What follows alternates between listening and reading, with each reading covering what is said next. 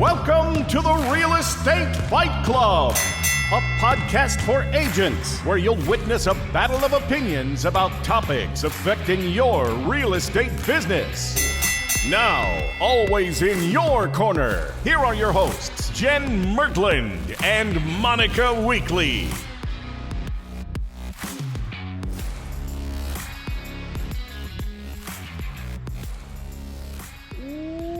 Welcome to another episode of Real Estate Fight Club.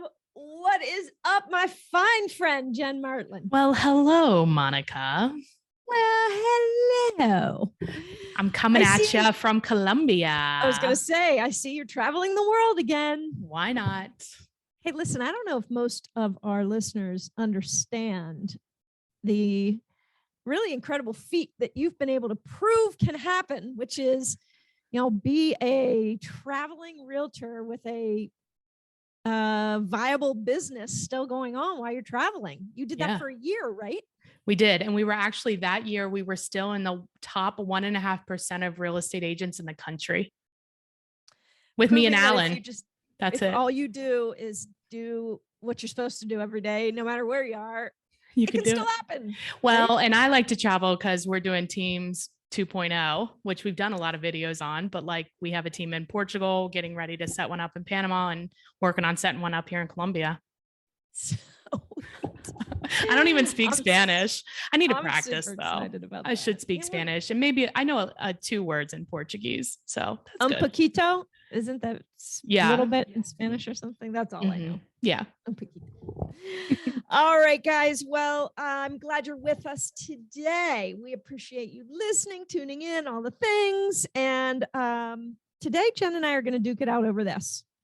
Should sellers be available for the showings? Should sellers be on site? Oh my God. I'm going to get so much shade for this. Oh, God, here we go. Good. Another opportunity for people to be on Team Monica. I assume that you're like most agents and the answer is no. Is that right? Correct. Yeah, let's do it. All right, tell me why. I can't even imagine. I think it also, I don't necessarily see a problem with it, but I do understand the point of view when there is a problem, right? So like, I guess I'll be you and be Switzerland and say it depends. So I think it depends on the, but if I had to pick a side, I'll be like, sure, whatever. Okay. You can't control these people anyway. That's my point of view. Let them do whatever the hell they want. But like, the fact is like, if they have like a unique property or there's like a story about it, or there's going to be a lot of questions, I think you're better off having them. They don't need to be like there, but they can like open the door and be like, hey, I'm just going to be like at the neighbor's house. If you have any questions, let me know.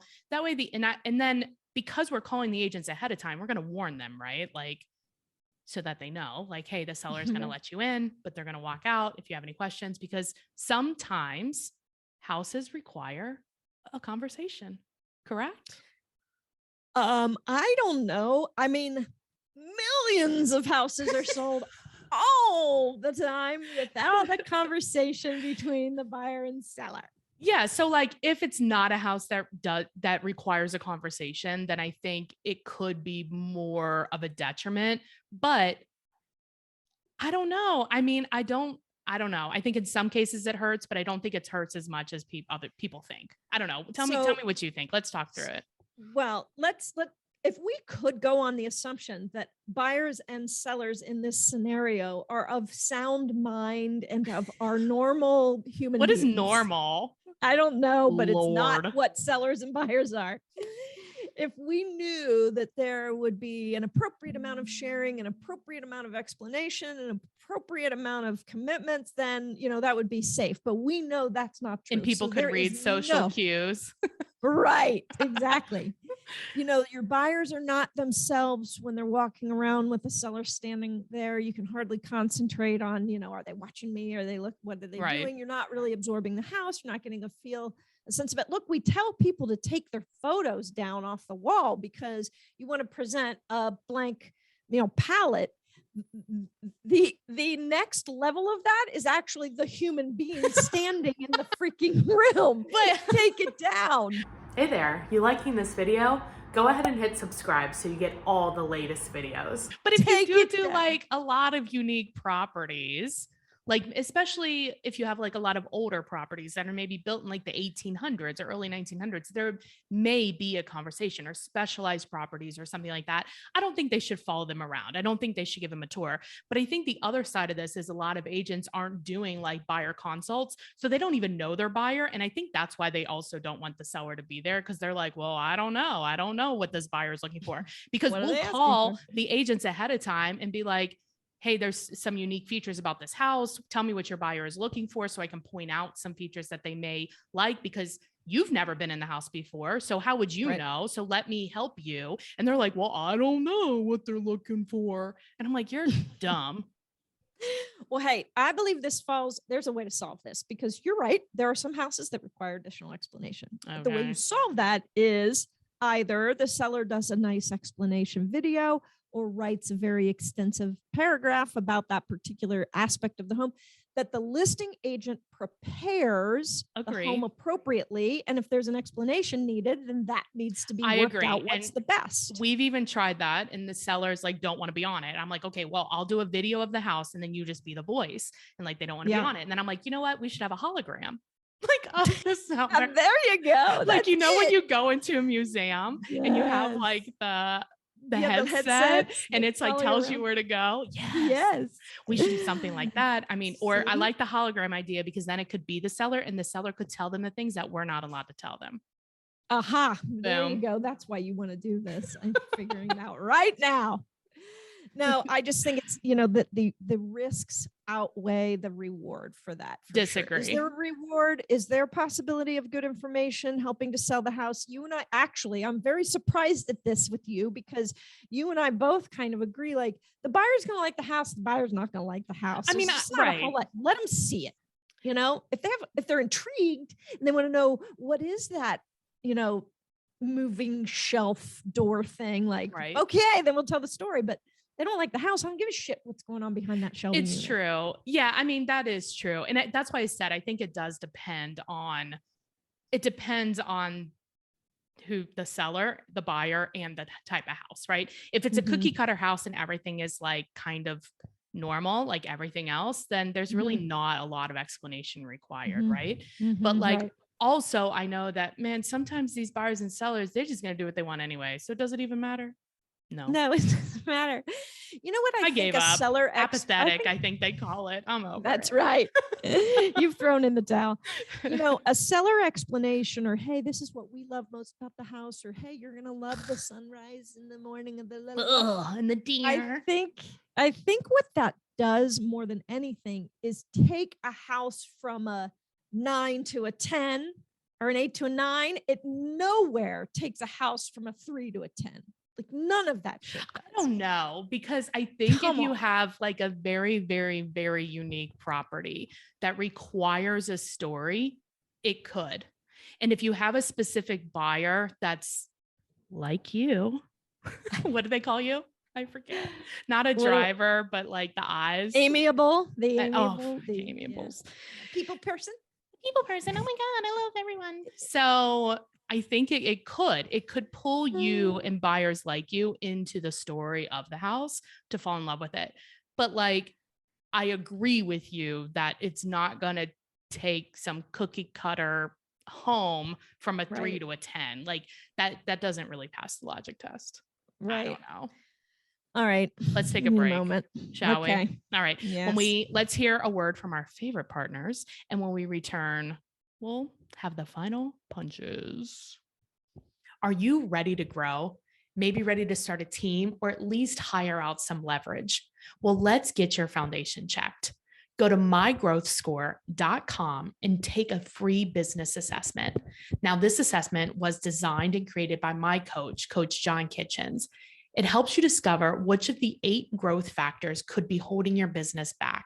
And just like a house, it's important to make sure you have the right foundation before adding that second story. So go to mygrowthscore.com and find out how you rank. Welcome back. Let's get back to the battle inside of the ring. Close out with our final round. Jen Berglund, you have 1 minute to tell me why you think this stupid idea is a good idea. Why the hell not, man? Why the hell not? All the reasons why not. All the reasons why not, because we know that sellers and buyers should never talk unless But it's if like that- a last ditch effort. If that look, I don't know, we should do another one on like the final walkthrough, because that actually has been really helpful in the times that I've done it, when the seller takes the buyer through, especially like if there's like particular ways to operate the pool or like whatever, right? Mhm. And if what you're saying holds true, then I would submit to the court that we don't need roundtable closings either, because certain parts of the country do them, which is 50 years ago. It's a practice that was done way before that is not done now in most of the places except where we live. I understand, but I think there's a tradition to that feels appropriate. That's some stupid. ways. That's dumb. Okay. It's like, Listen, I like the idea of the seller helping the buyer through navigating some of the things, but that should be done after close when the keys belong to the buyer and nothing can go wrong. and you're done. That'd be Nothing- awesome, except that there's a final walkthrough. Yipsy. Right. I Oh, don't yeah, know. Let's exactly. listen to, we actually have a guest for this, a really great guest. So listen to what they have to Oh. say. Oh, I'm hoping they're Team Monica because it's the right answer. It was pretty Jesus. hard to find somebody that agreed with me. So if you agree with me, Please let Jen know. Let Jen know. All right, guys. I'm hoping this sparked just some thought. Here's in my mind what this podcast will likely spark in people. As listing agents, can I do a better job of helping my sellers tell the story of their home in a Great creative idea. way? Yeah. I think that's what I would walk away with from this conversation is, yeah, the reality of sellers being around for the showings is not all that great, but you're right. There's value in the story. There's value in the explanation. I mean, we talk about stories sell. So Yeah. tell the story of your home and the features, tell the story about the features.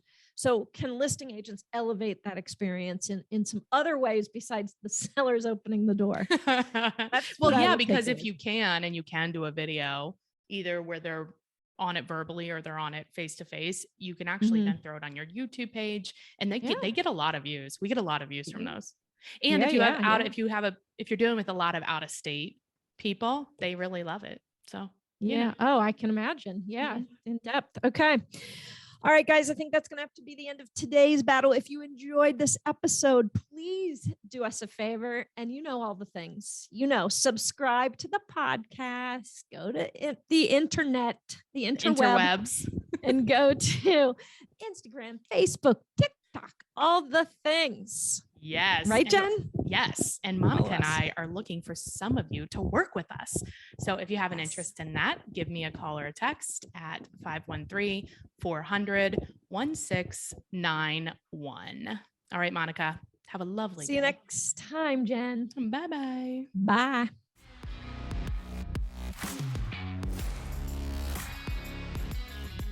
All right. I'm here with our tiebreaker, Sarah Huard. Hey, Sarah. Hey, how are you? Good. Thanks for being on. And I'm glad you're our tiebreaker because I know you'll have some good thoughts for this. So you, just for some context, you are with Mott and Chase of Sotheby's International Realty in Rhode Island. So, Yeah. I mean, you could potentially deal with this a lot. What do you say about should sellers be available for showings? Definitely no. Perfect. I'll End of podcast. I like your style, Sarah. Yeah, I'll come in strong on that one. I don't see any advantages for a seller to be there. I think the two big negatives are that it distracts the buyer and it defeats the purpose of the listing agent. So, I'm there because they've hired me to present their house in the optimal light, help them price it, promote it, market it, and ideally procure a buyer.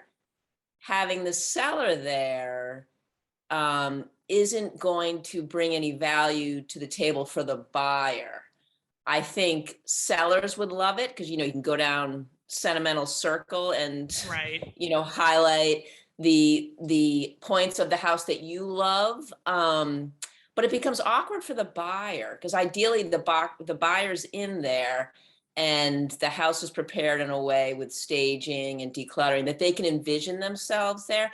And if the seller is present, kind of popping in how he or she likes it, this is what they love about it kind of, it limits the ability of the buyer to see the house at its true value. I mean, So but I know you're doing a lot of luxury real estate. And so I know that you get asked this question a lot. What are they thinking is the benefit, the seller? I have had sellers ask only once to be present, and I explained to them the disadvantages to them being there. I said, what I will do as your listing agent, and I do this, is I will give you all the feedback, the good, the bad, the in between, because obviously if there are concerns that keep appearing, we're going to need to address them, So I try to assuage their worry that way, that I'll be very transparent with what I hear and what I glean. But I'm there to promote their house and to highlight the elements, the amenities, because that's what contributes to the value of their house. Can you see like any type of property where it would be beneficial for the seller to be there, or any like? Only if it was a very confusing property, but hopefully, you as the agent, you study that house, everything about that house, top down, in between. And if I have questions, with the way technology is, I can literally text my seller during the showing and say, hey, you mentioned something about the expansion tank. What is that? Yeah. Then I can acquire the info there, but it doesn't need to come, nor should it come from the seller. I mean, I've had sellers say, can I be present at walkthrough? And it's the same thing. It's like, no, there's something to be said about the whole arm's reach, and let's get through to closing. You can write, some of my sellers write great PDFs about this is how you work the heating system, but send that to me and then I send that to the other agent, type of a deal. Yeah. Yeah. I think it muddies the water, and it becomes more about the seller, less about the buyer. Well, right. I mean, and there's no sale, it's right? House, Sarah. I know. I mean, for instance, I have a hockey shooting pad in my backyard. 9 out of 10 people are not going to want that. If I'm present, if I wasn't a realtor and I was there showing, I'd be saying all the positives. You can play hockey every day of the year, but to a buyer, they're going to look at me and say, but how am I going to use it? My kids don't play hockey. Like, where's your grass? So I just think hard. No, I tried to. No. No vacillating on that one, Jen Mertland. I'm a definite no. I can see that. All right. Well, I appreciate you being on. And of course, if people have a referral for you in Rhode Island, they can. But let's talk about a couple of other things that they can reach out to you about. I made some notes. Would you like me to? Yeah, go for it. Okay.